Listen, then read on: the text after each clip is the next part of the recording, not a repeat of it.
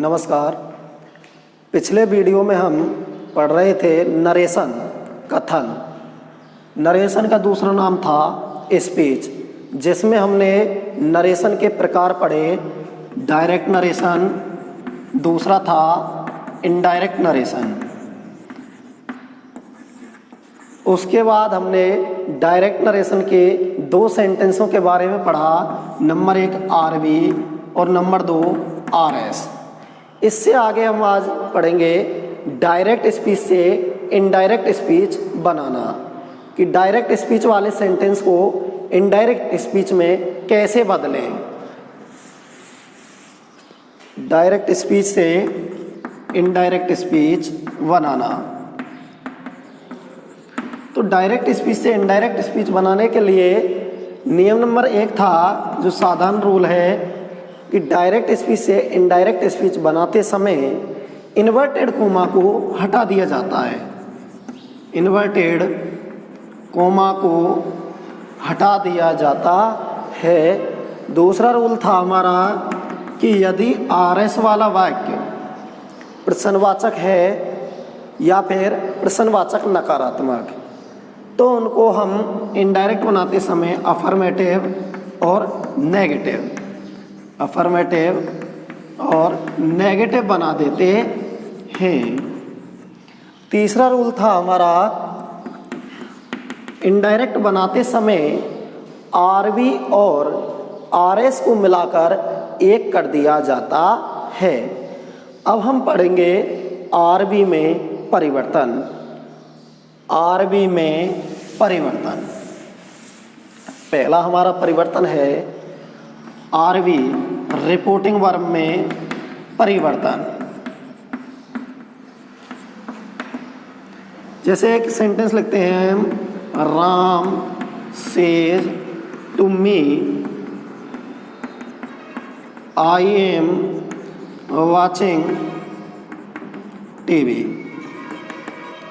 तो अब हम बात कर रहे हैं आरवी में परिवर्तन। तो आरवी में पहला परिवर्तन होता है इस स्थान पर से या सेज या सेड, इनके स्थान पर। तो अब हम पढ़ेंगे कि कब इनमें परिवर्तन करना है, कब नहीं करना है। यदि से, सेज और सेड इन शब्दों के बाद यदि ऑब्जेक्ट है, यदि इनके बाद ऑब्जेक्ट है, तो इनमें परिवर्तन करेंगे। और यदि ऑब्जेक्ट नहीं है तो इनमें परिवर्तन करने की कोई आवश्यकता नहीं है। या फिर हम दूसरे शब्दों में कहें कि से, सेज, सेड इनके बाद टू प्रीपोजिशन लगा हुआ है, तो हम इनमें परिवर्तन करेंगे। यदि इनमें ऑब्जेक्ट नहीं है या फिर टू प्रीपोजिशन नहीं लगा हुआ है, तो इनमें परिवर्तन करने की कोई आवश्यकता नहीं है। यदि से, सेज और सेड इनके बाद ऑब्जेक्ट लिखा हुआ है, प्रीपोजिशन टू लगा हुआ है, तो हम से को आस्क और टेल में बदलते हैं। अब कब आस्क में बदलेंगे और कब टेल में बदलेंगे? यदि आरएस वाला वाक्य, ये वाला वाक्य जो इन्वर्टेड कोमा के अंदर है, ये होगा आरएस। यदि ये आरएस वाला वाक्य प्रश्नवाचक यानी कि इंटेरोगेटिव और इंटेरोगेटिव नेगेटिव, इंटेरोगेटिव प्रश्नवाचक और इंटेरोगेटिव नेगेटिव प्रश्नवाचक नकारात्मक है, तो हम से को आस्क में बदलते हैं। और यदि आरएस वाला वाक्य अफर्मेटिव साधारण और नेगेटिव नकारात्मक, साधारण और नकारात्मक है, तो हम टेल में बदलते हैं। यह हुआ हमारा पहला परिवर्तन से का। से को हम दो शब्दों में बदलते हैं, नंबर 1 है आस्क और नंबर 2 है टेल। यदि हमारा आरएस वाला वाक्य इंटेरोगेटिव और इंटेरोगेटिव नेगेटिव है, तो हम इसको आस्क में बदलते हैं। और यदि हमारा आरएस वाला वाक्य साधारण यानी कि अफर्मेटिव और नेगेटिव नकारात्मक है, तो से को हम टेल में बदलते हैं। इसी प्रकार सेज,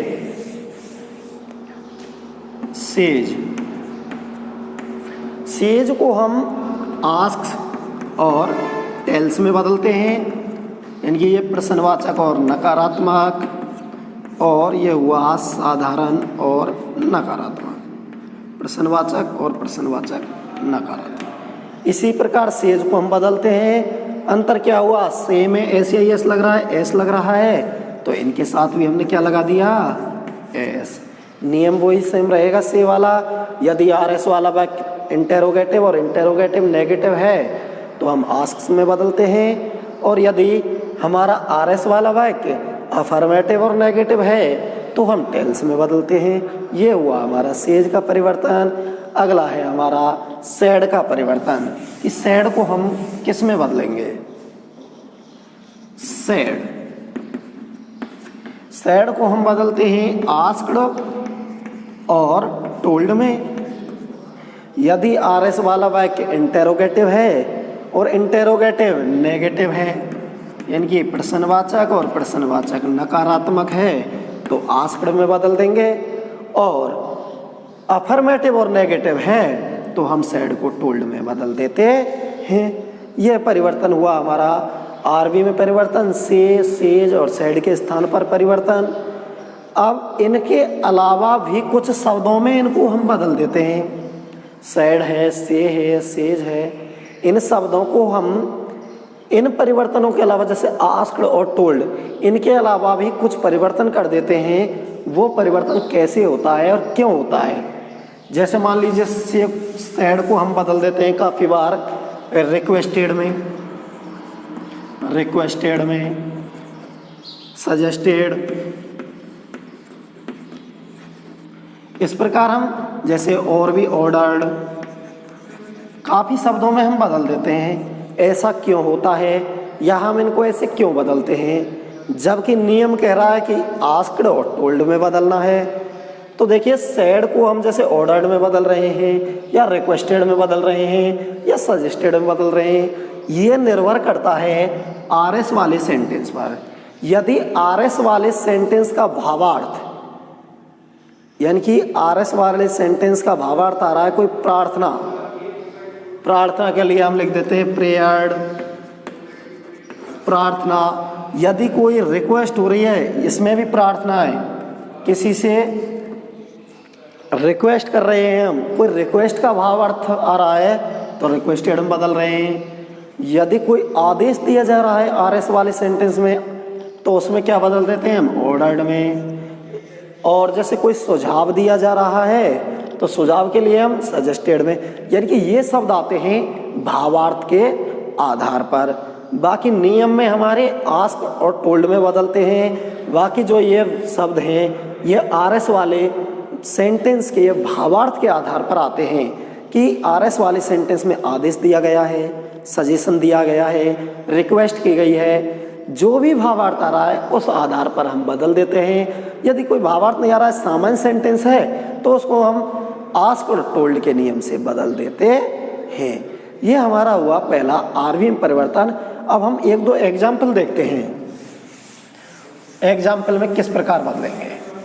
तो जैसे ये एग्जाम्पल लिख रहा है हमारा, Ram says to me I am watching TV. Ram ने मुझसे कहा आई एम वॉचिंग टीवी, मैं टीवी देख रहा हूँ। तो अब हम यहाँ परिवर्तन करेंगे, राम। अब देखें सेज के बाद ऑब्जेक्ट लिखा हुआ है, टू प्रपोजिशन लग रहा है, तो परिवर्तन होगा कन्फर्म में। तो अब हम आर एस वाले सेंटेंस को देखें। आर एस वाला सेंटेंस कैसा है, अफर्मेटिव। तो अफर्मेटिव है तो हम सेज को किस में बदलते हैं, टेल्स में, टेल्स मी। यहाँ से टू हट जाता है, परिवर्तन करने के बाद हम टू को नहीं लगाते हैं। और एग्जाम्पल देखते हैं एक दो।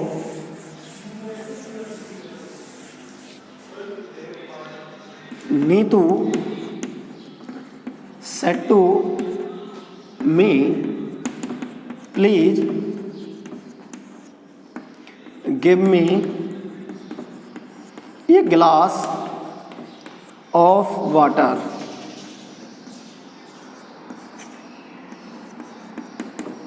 यह सेंटेंस लिख रहा है हमारा कि Neetu said to me please give me a glass of water. अब इसको हम कैसे परिवर्तन करते हैं, देखिए नीतू। अब हम पहुँचे सैड। अब हमको सैड के बाद एक शब्द देखना है, टू लग रहा है ना, ऑब्जेक्ट लिखा हुआ है, यानी कि ऑब्जेक्ट लिखा हुआ है। ऑब्जेक्ट लिखा हुआ है तो हम परिवर्तन करेंगे। नियम से परिवर्तन होता है सैड का, एक तो आस्क्ड में और दूसरा टोल्ड में। टोल्ड में यदि वाक्य अफर्मेटिव और नेगेटिव है तो टोल्ड में बदलते हैं। इंटेरोगेटिव है या इंटेरोगेटिव नेगेटिव है तो हम इसको आस्क्ड में बदलते हैं। यहाँ सेंटेंस देखें, सेंटेंस सिंपल है लेकिन सेंटेंस को हम पढ़ के देखते हैं। Please give me a glass of water, कृपया मुझे एक पानी का गिलास दीजिए। यानी कि तो इसमें क्या हो रहा है, प्रार्थना हो रही है, रिक्वेस्ट हो रही है। तो यहाँ हम टोल्ड के बजाय क्या लिख देते हैं, रिक्वेस्टेड। प्रार्थना हो रही है सेंटेंस में तो हम यहाँ क्या लिख देंगे, रिक्वेस्टेड मी। टू को हटा देंगे। तो ये हमारा पहला परिवर्तन कंप्लीट हुआ, आरबी में परिवर्तन। अब हम दूसरा परिवर्तन पढ़ते हैं। दूसरा परिवर्तन होता है इस जगह पर, इन्वर्टेड कॉमा के स्थान पर, क्योंकि हमने अभी एक नियम पढ़ा था कि इनडायरेक्ट बनाते समय आरवी और आरएस वाले सेंटेंस को मिलाकर एक कर दिया जाता है। जब हम दो सेंटेंसों को जोड़ेंगे या कोई भी दो चीज़ हो जिनको जोड़ते हैं तो जोड़ने के लिए जोड़ने के लिए संयोजक शब्द की आवश्यकता होती है। दो सेंटेंसों को जोड़ने के लिए आवश्यकता होती है, तो जोड़ने के लिए जो आवश्यकता होती है उसे हम कहते हैं कनेक्टिव संयोजक शब्द। संयोजक शब्द। यहाँ अब हम बात करेंगे दूसरा परिवर्तन कनेक्टिव संयोजक शब्द। तो हम पहले डेफिनेशन की बात करें, कनेक्टिव क्या होता है, संयोजक शब्द क्या होता है, किसे कहते हैं संयोजक शब्द। तो वह शब्द जो दो वाक्यों को अथवा दो शब्दों को आपस में जोड़ता हो। कोई भी यानी कि वर्ड दो सेंटेंस को या दो वर्ड्स को आपस में जोड़ने का काम करता हो, उसे हम कहते हैं संयोजक शब्द। संयोजक शब्द मिलके बना है समधन योजक। समधन योजक यानी कि योजक जोड़ने वाला, जोड़ने वाला, तो वो होगा हमारा संयोजक शब्द। यानी कि वह शब्द जो दो सेंटेंसों को या फिर दो वाक्यों को आपस में जोड़ने का काम करता है उसे हम संयोजक शब्द कहते हैं। तो अब हम पढ़ेंगे यहाँ की कब कौन सा संयोजक शब्द काम लेना है, कब कौन सा संयोजक शब्द यूज होगा। तो रूल नंबर 1 कनेक्टिव का रूल नंबर 1, यदि आरएस वाला वाक्य, अब आपको ध्यान रखना है आरएस वाला वाक्य कौन सा है और आरवी वाला कौन सा है। इन्वर्टेड कोमा के अंदर जो सेंटेंस है वो है आरएस और इन्वर्टेड कोमा से बाहर है वो है आरवी। तो यदि आरएस वाला वाक्य अफर्मेटिव, सकारात्मक और नेगेटिव,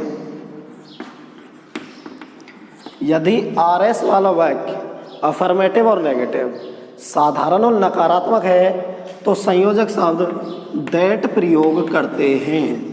नियम नंबर 1 क्लियर। यदि आरएस वाला सेंटेंस अफर्मेटिव और नेगेटिव है तो संयोजक शब्द दैट प्रयोग करते हैं। दूसरा नियम है हमारा रूल नंबर 2, यदि आरएस वाला सेंटेंस,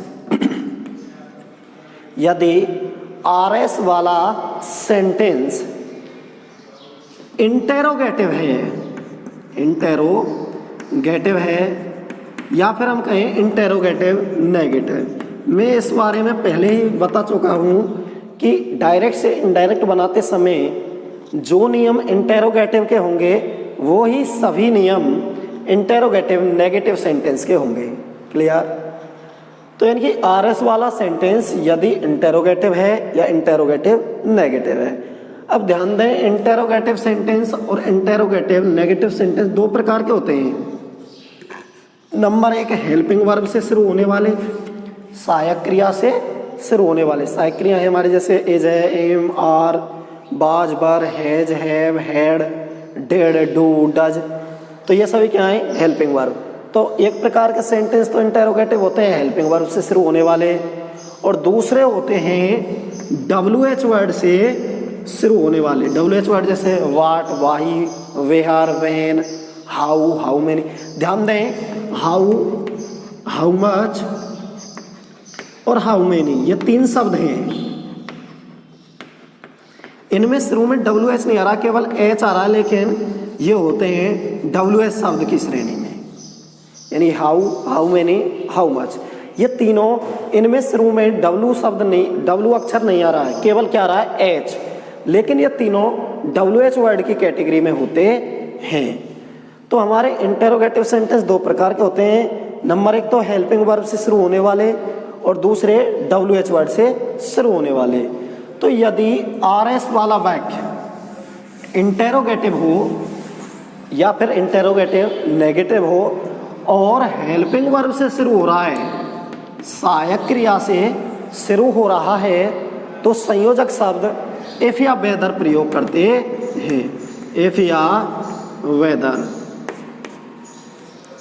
यदि RS वाला सेंटेंस इंटेरोगेटिव है या इंटेरोगेटिव नेगेटिव है और हेल्पिंग वर्ब से शुरू हो रहा है, तो संयोजक शब्द इफ या वेदर प्रयोग करते हैं। दोनों का प्रयोग नहीं करना है एक साथ, इन 2 में से एक का प्रयोग करना है।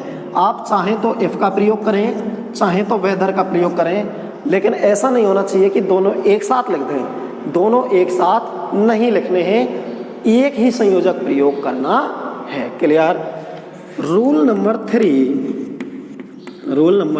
3, नियम नंबर 3, यदि RS वाला सेंटेंस इंटेरोगेटिव या इंटेरोगेटिव नेगेटिव, यदि RS वाला सेंटेंस इंटेरोगेटिव है और WH वर्ड से शुरू हो रहा है, किससे शुरू हो रहा है?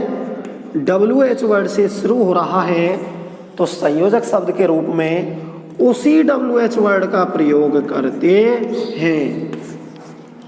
दोबारा सुने नियम, यदि RS वाला सेंटेंस RS वाला सेंटेंस इंटेरोगेटिव है या फिर इंटेरोगेटिव नेगेटिव है, WH वर्ड से शुरू हो रहा है, तो संयोजक शब्द के रूप में उसी WH शब्द का प्रयोग करते हैं। कौन से WH शब्द का?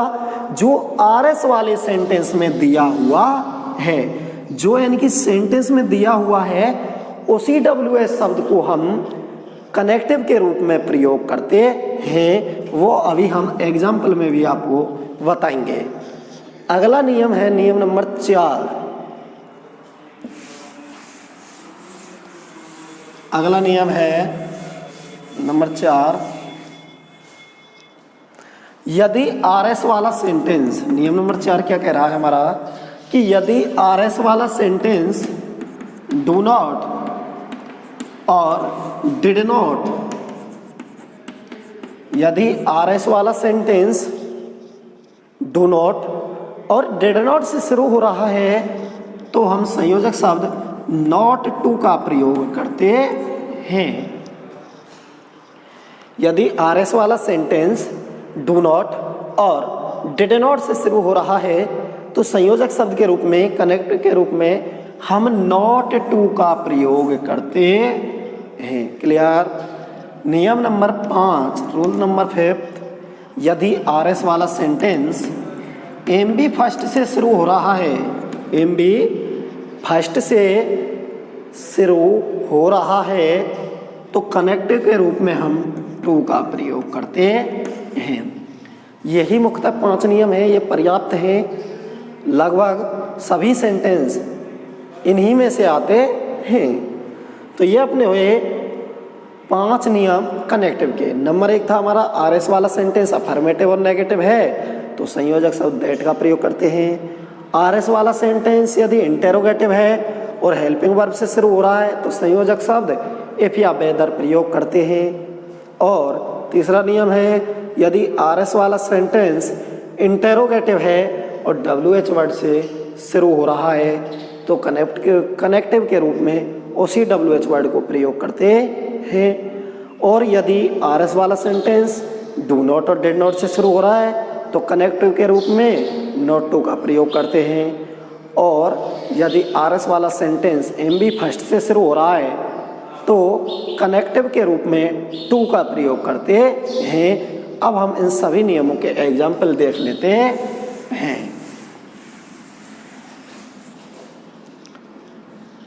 सुमित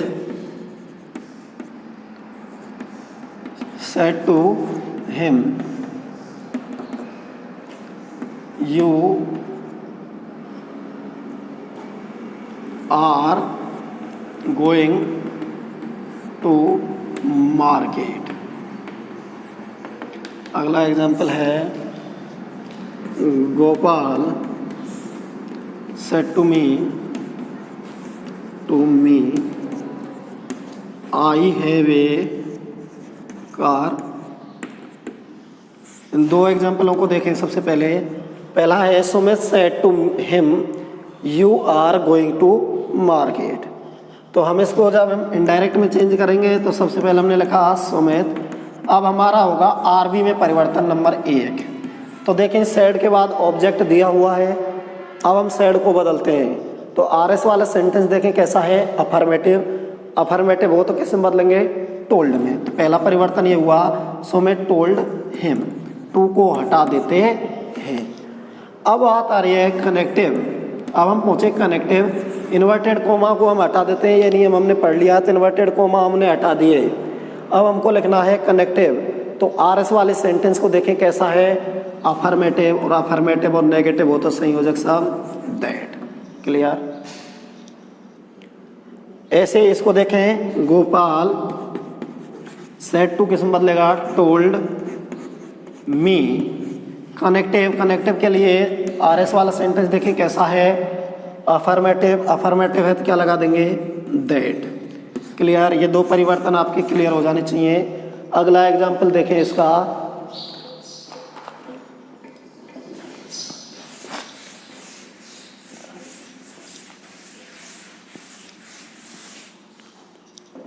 मोनू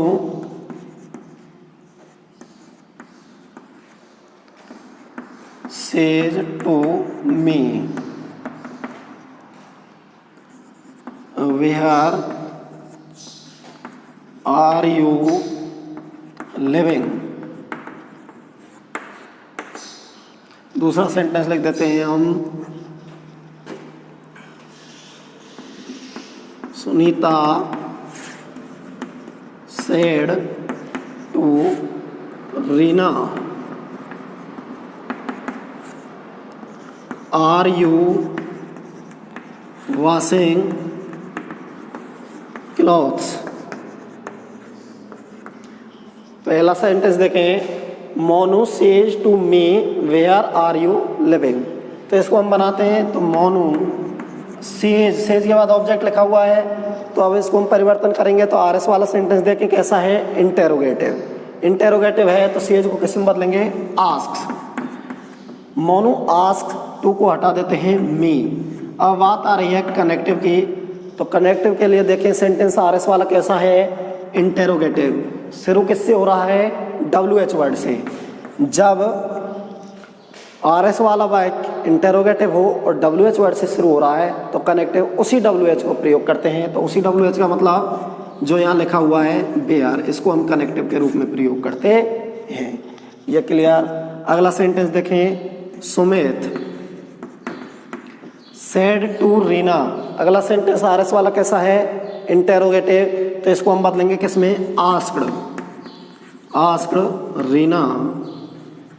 अब यहाँ कनेक्टिव देखें तो आरएस वाला सेंटेंस कैसा है, इंटेरोगेटिव है और शुरू किससे हो रहा है, हेल्पिंग वर्ब, सहायक क्रिया। तो संयोजक शब्द क्या लगाएंगे हम, इफ लिख दो या फिर हम लिख सकते हैं वेदर। क्लियर, इफ या वेदर,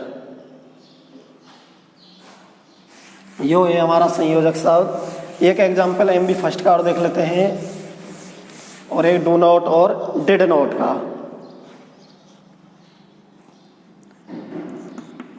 टीचर सेड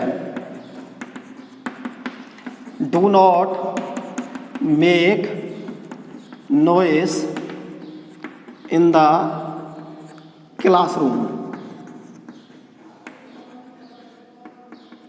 ये तो इसमें हम लिखेंगे टीचर। अब देखें यहाँ सेड, सेड के बाद ऑब्जेक्ट नहीं है तो इसको चेंज करने की कोई आवश्यकता नहीं है, तो क्या लिख देते हैं सीधा सेड, टीचर सेड। अब देखते हैं हम कनेक्टिव, शुरू किससे हो रहा है, आर एस वाला सेंटेंस, डू नॉट, और जब डू नॉट और डिड नॉट से शुरू हो तो संयोजक शब्द क्या लगाते हैं, नॉट टू। क्लियर। अगला एक एग्जाम्पल और देखें, गौतम सेड